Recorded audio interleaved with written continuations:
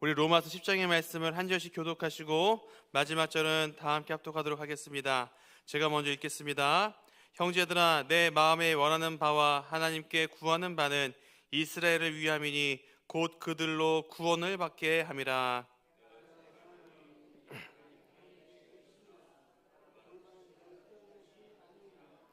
하나님의 의를 모르고 자기의 의를 세우려고 힘써 하나님의 의에 복종하지 아니하였느니라.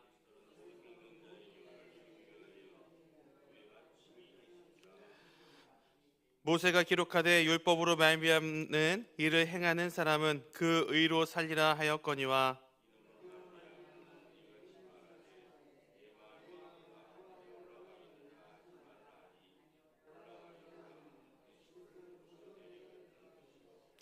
혹은 누가 무저갱에 내려가겠느냐 하지 말라 하니 내려가겠느냐 함은 그리스도를 죽은 자 가운데서 모셔 올리려는 것이라.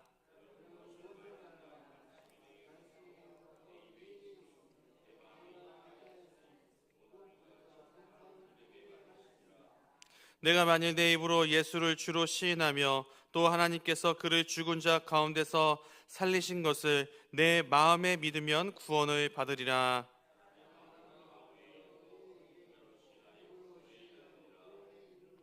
성경에 이르되 누구든지 그를 믿는 자는 부끄러움을 당하지 아니하리라 하니,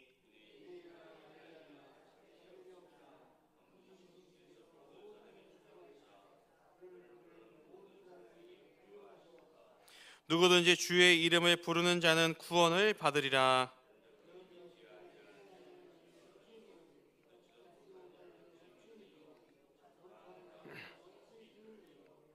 보내심을 받지 아니하였으면 어찌 전파하리요. 기록된 바 아름답도다 좋은 소식을 전하는 자들의 발이여 함과 같으니라.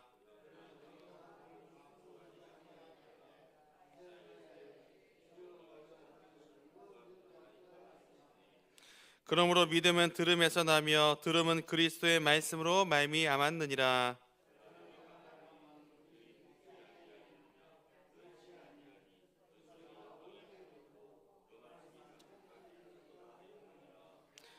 그러나 내가 말하노니 이스라엘이 알지 못하였느냐. 먼저 모세가 이르되 내가 백성 아닌 자로서 너희를 시기하게 하며 미련한 백성으로서 너희를 노엽게 하리라 하였고,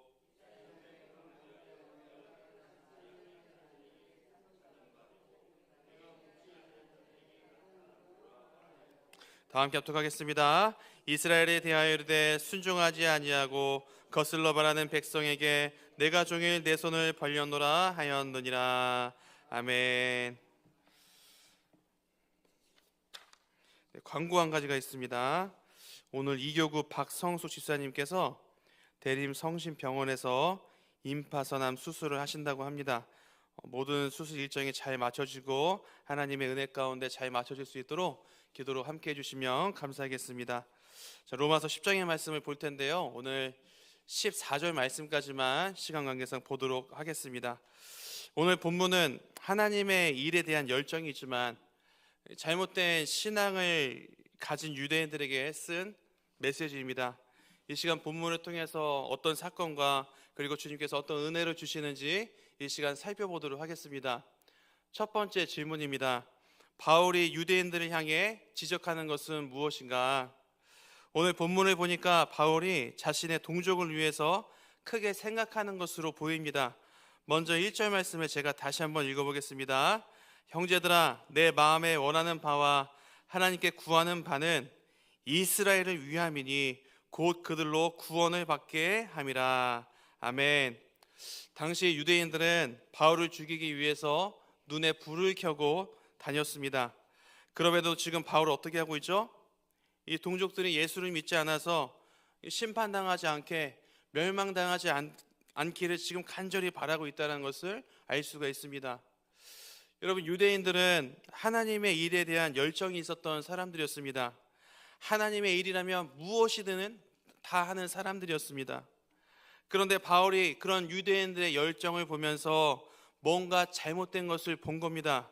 그게 뭐냐면 1절 후반절을 보시기 바랍니다. 이 구원과 관련된 문제로 매우 중요하게 보고 있습니다. 그럼 도대체 어떤 부분을 보고 이런 이야기를 했을까요? 우리 2절의 말씀을 다 함께 읽어보겠습니다. 2절 시작. 내가 증언하노니 그들이 하나님께 열심히 있으나 올바른 지식을 따른 것이 아니니라. 아멘. 분명히 유대인들은 하나님에 대한 열정이 있었습니다. 그런데 2절을 보니까 그 열정의 동기와 목적이 잘못되었다라고 지금 말하고 있습니다. 여러분, 모든 그리스도인들의 열정은, 하나님에 대한 열정은 올바른 지식, 그러니까 말씀에 기반해야 되는데 그렇지 못했다라는 이야기입니다. 유대인들의 열정은 다른 것으로부터 시작이 되었습니다. 그걸 잘 볼 수 있는 부분이 뭐냐면 5절에 기록되어 있는데요, 제가 5절을 읽어드리겠습니다. 모세가 기록하되 율법으로 말미암는 의를 행하는 사람은 그 의로 살리라 하였거니와. 아멘. 원래 이스라엘 백성들이 율법의 중요성에 대해서 너무나 잘 알고 있었습니다. 율법을 완전히 100%다 지키면 의롭게 되고 영원히 살게 되었습니다. 그런데 문제는 그 어떤 인간은 그 누구도 모든 율법을 다 지킬 수가 없습니다. 그렇기 때문에 율법을 통해서 단 한 명도 구원을 받을 수 없게 되는 것이죠. 따라서 인간에게는 구원자가 필요합니다. 그분이 누구입니까? 네, 4절에 말씀하고 있습니다. 예수 그리스도. 이 주님을 통해서 구원을 받을 수 있기 때문에 율법의 마침이요 완성이 되는 겁니다. 그런데 이 이스라엘 백성들을 보십시오. 바벨론 포로 생활을 마치고 고국으로 돌아온 다음부터 병적으로 율법에 대한 이 열심으로 살기 시작했습니다. 그러면서 점점 나쁜 길로 빠져들기 시작했습니다. 어떻게 하든 율법을 다 지켜야지, 그리고 노력하면 나는 할 수 있어, 이런 방향으로 흘러간 겁니다. 유대인들은 이 율법을 완전히 지킬 수 있다는 교만으로 만들어낸 결과물이 있어요. 그게 오늘 본문에 나오진 않지만 예수님께서도 지적하신 그 때가 있는데 뭐라고 말씀하셨냐면 그게 바로 장로들의 유전입니다. 성경 읽어보시면 장로들의 유전이라는 단어가 나와요. 이게 뭐냐면 율법 해설책으로 하나님께서 주신 율법에 사람들의 생각과 생각을 더해서 만든 책입니다. 근데 이 책이 시간이 지날수록 점점 두꺼워져 갔어요. 그게 뭘 의미하냐면 그만큼 율법을 지키는 것들이 늘어났다라는 거죠. 결국 유대인들이 율법을 지키는 자가 아니라 율법에 얽매여 사는 사람들이 되어버렸습니다. 그 정도로 유대인들은 율법을 완전히 지키겠다는 그런 열심을 가지고 있었습니다.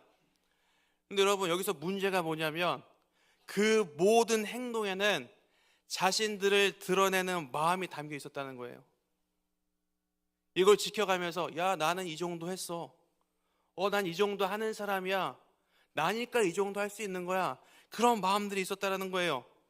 그래서 바울이 잘못된 동기와 목적으로, 특히 구원을 받기 위해서 하나님의 일을 열정적으로 하는 게 잘못되었다라고 지금 말씀하고 있는 겁니다. 여러분, 바울이 지금 오늘 이 본문을 기록할 때 어떤 마음이었을까요? 사도 바울도요, 주님을 만나기 전에 유대인들과 똑같은 삶을 살았습니다. 자기의 의의를 드러내려고 열정적으로 살았던 사람 중에 한 사람이었습니다. 장로들의 유전을 지키지 않는 참된 그리스도인들을 사정없이 잡아들이기도 했고 죽이기도 했습니다. 그러면서 자신이 하는 일이 하나님을 위해서 하는 일, 너무나 잘한 일이라고 생각했습니다. 바울이 오늘 본문을 기록할 때 매우 안타까웠을 겁니다. 왜요?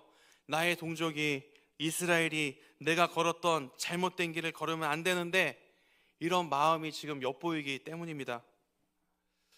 그러므로 바울은 사랑의 마음을 담아서 유대인들에게 자신을 드러내기 위한 열정이 잘못되었다라는 것을 지적하고 있습니다. 두 번째 질문입니다. 그러면 바울이 유대인들에게 선물한 것은 무엇인가? 무엇을 선물했을까요? 바울이 지금 유대인들의 이런 잘못된 지점에 대해서 말하고, 그리고 너무나 중요한 문제죠. 어떻게 구원을 받을 수 있는지에 대해서 말씀하고 있습니다. 자, 먼저 9절을 우리 다 함께 읽어보겠습니다. 9절 시작.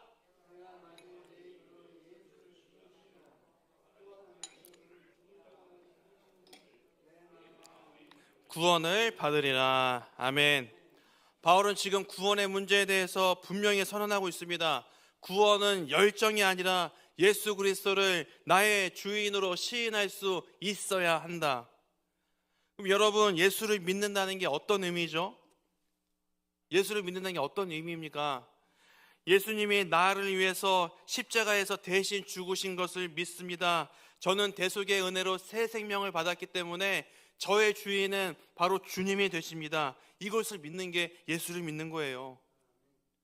반드시 예수님의 죽음과 부활을 시인할 수 있어야 됩니다. 이것은 예수 그리스도가 나를 위해서, 그리고 저와 여러분들 우리를 위해서 무엇을 하셨는가를 알아야 고백할 수 있기 때문입니다. 여러분, 예수님이 우리를 위해서 무엇을 하셨길래, 도대체 뭘 하셨길래 나의 주가 되시는지 알아야 됩니다. 그리고 그 사실을 그대로 인정할 수 있어야 돼요. 계속해서 바울이 구원의 문제에 대해서 이야기하죠. 10절입니다. 이렇게 말씀합니다. 사람이 마음으로 믿어 의에 이르고 입으로 시인하여 구원에 이르니라. 지금 바울이 말하는 게 뭐죠? 믿음은 그냥 아는 게 아니라 어디에 뿌리를 두어야 된다?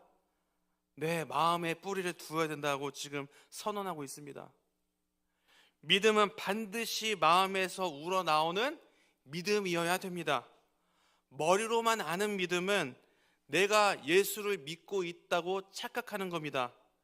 교회에 다니면서 예수에 대해서 계속해서 들었기 때문에 학습화된 겁니다. 절대 학습화된 종교에는 구원받을 수 없습니다. 마음으로 믿고 감사함으로 입으로 고백할 수 있는 자가 바로 구원을 얻는 겁니다. 그런데 어떤 이들은 이 9절과 10절을 가지고 이렇게 말하는 분들도 있습니다. 이걸 계속해서 입으로 계속해서 말해야 구원을 받을 수 있다고 말을 합니다. 근데 여러분, 그렇게 이 본문을 우리한테 적용시켜버리면 유대인들처럼 똑같이 율법에 매여 살게 되는 겁니다.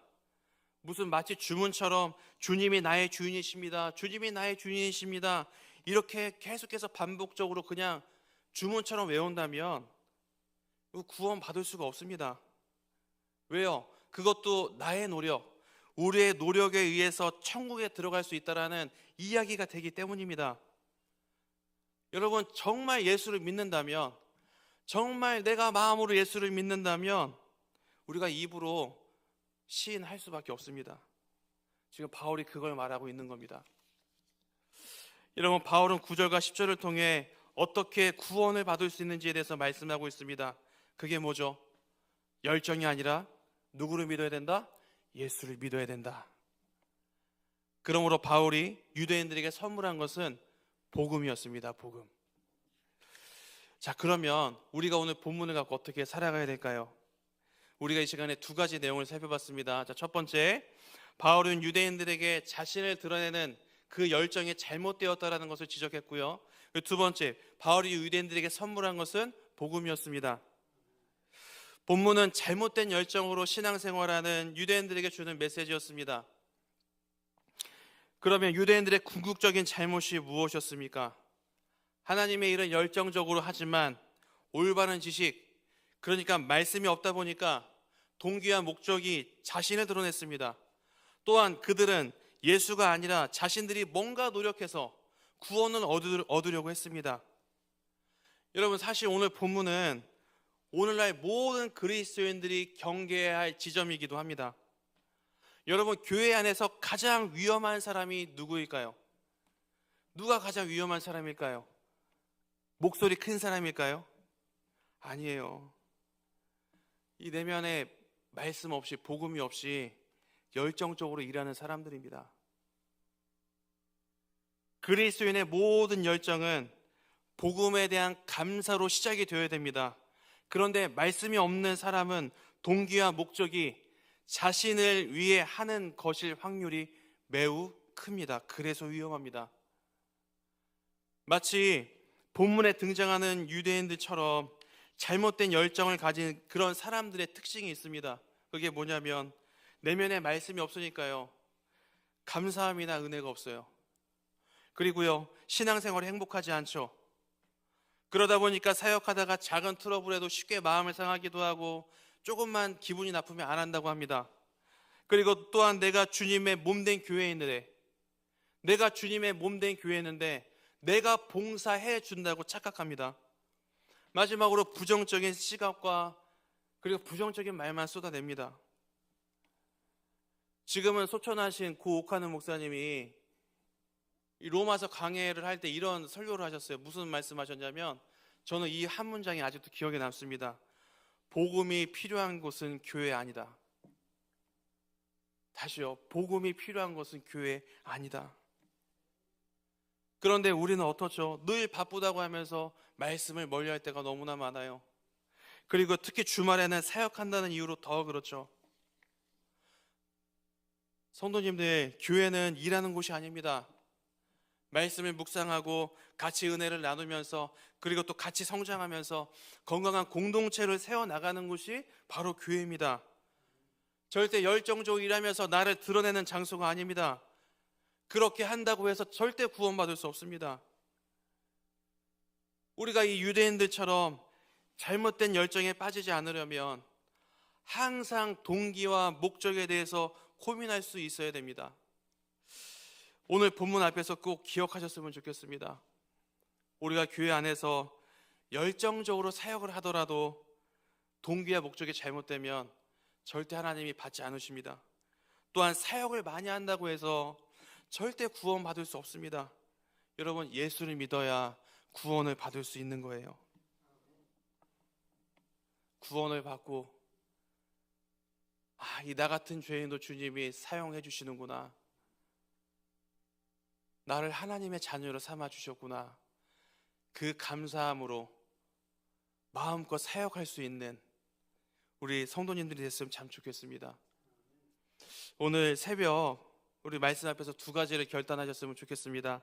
첫 번째는요, 주님, 말씀의 무지함 때문에 잘못된 열정에 빠져 자신을 드러내지 않도록 우리를 붙잡아 주시옵소서.